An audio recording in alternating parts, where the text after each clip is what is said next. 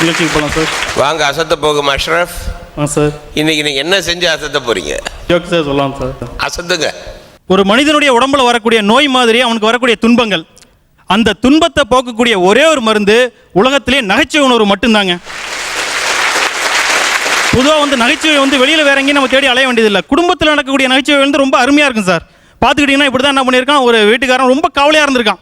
அவன் ஃப்ரெண்டு போய் கேட்டுருந்துருக்கான், என்ன நண்பா உனக்கு இவ்வளோ பெரிய பிரச்சனைன்னு. வேற ஒன்றும் இல்லடா, என் பொண்டாட்டி எப்போ பார்த்தாலும் என் வீட்டு கொல்லை பக்கம் இருக்கிற மரத்தில் தூக்கு மாட்டி தொங்கிடுவேன்னு பயமுறுத்திக்கிட்டே இருக்கடான்னு இருக்கான். உன்னை இவன் சொல்லியிருந்திருக்கான், உன் பொண்டாட்டின்னு அவ்வளோ பிரியமான்ட்டு.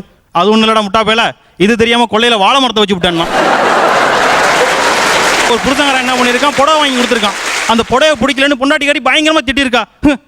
புடவை வாங்கிறீங்களே புடவை, உங்களுக்கு இருக்கிறது ஒரு டேஸ்டாங்க, இந்த புடவை மனுஷன் கட்டுவானா அப்படின்னு கேட்டுருந்துருக்கா. உன்னை இவன் சொல்லியிருக்கான் புருஷங்காரன், இதே தாண்டி நம்ம கல்யாணத்துக்கு வந்த எல்லாரும் என்ன பார்த்து சொல்லிட்டு போனான். ஒரு புருஷன் முன்னாடி என்ன பண்ணியிருக்கான், படத்துக்கு போயிருந்திருக்காங்க.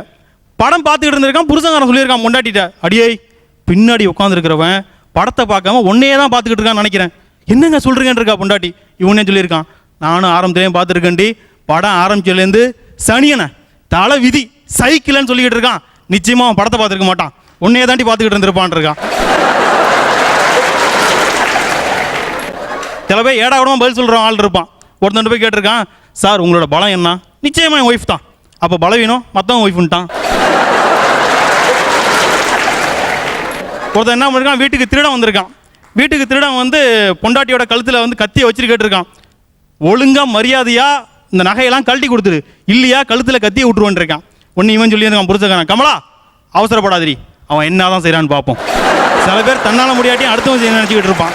ஒருத்தர் என்ன பண்ணியிருக்கான், இன்னொரு ஃப்ரெண்டுகிட்ட வந்து சொல்லியிருந்திருக்கான், டேய் என் ஒய்ஃப் மட்டும் இறந்து போயிட்டான்னா நிச்சயமாக நான் இன்னொரு பொண்ணை கட்டிக்கவே மாட்டேன்டான் இருக்கான். உன்னையும் சொல்லியிருக்கான் மற்றவன், உன் ஒய்ஃபு மேலே அவ்வளோ பிரியமாடா, அவள் இறந்து போயிட்டான்னா அவ்வளோ மாதிரி இன்னொரு பொண்ணு கிடைக்க மாட்டாங்கிற பயத்தில் தானே சொல்கிற.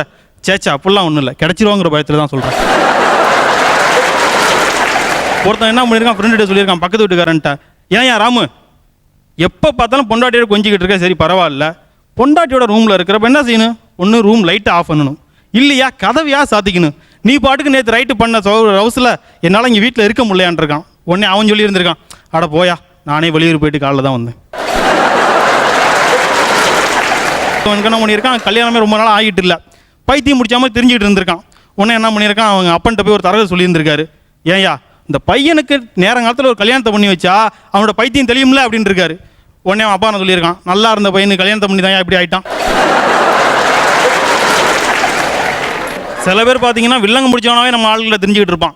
இப்படி தான் ஒருத்தன் போய் டாக்டர்கிட்ட சொல்லியிருக்கான், டாக்டர் என் பொண்டாட்டி இப்போலாம் வர நைட்டில் தூங்கவே மாட்டேங்கிறா அப்படின்ட்டான்.